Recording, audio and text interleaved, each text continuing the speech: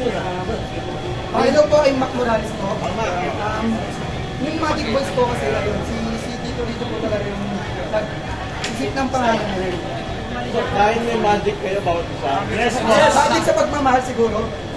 May mga magic po kasi iba-ibang mukha po, iba-ibang talent. Yes. Ano magic nyo? Isa-isa. So, ako po si Johan. Ang magic ko po siguro is I can sing. Singing. I can sing. Konting second. And ako po si John Mark Marcia, ang magic ko siguro, sexy dance. Yung iba. My name is James Ramos. I think magic ko is maging stronger yung grupo. Kasi ako yung nag-i-start mag-vlog. So, kasi prank kami pare-parehas para mas tumibay all together. Yes, ay. Yung iba, ano pa magic nyo? Ay, ako po si Ian Breones, ang Magic Boys. Kahit di ako kumakanta. Kahit di sumasayaw, sumasayaw. Hey, hello po, I'm Juan Kalima. And ako last week lang dito eh. So, actor lang ako. Hindi ako marunong sumayaw pero dahil sa Magic Boys, dahil kay Tito Lito sumasayaw.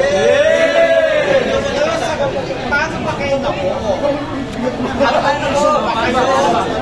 Hello po, I'm Mac. Ang Magic ko po rito magpasaya sa kanila.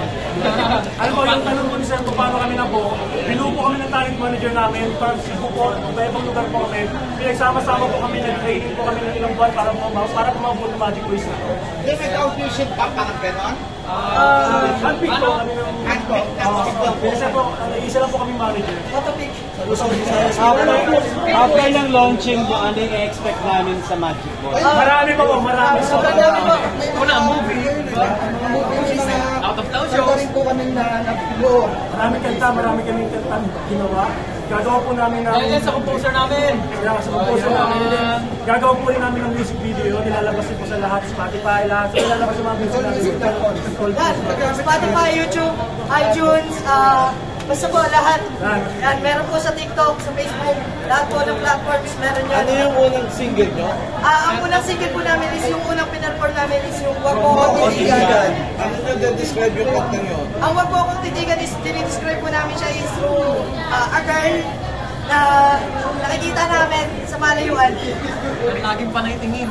Nakakailang pag tinititigan ka. So, Parang ligaw tingin lang. yes! Parang ganun po. Kaya huwag mo akong titigan. Yung last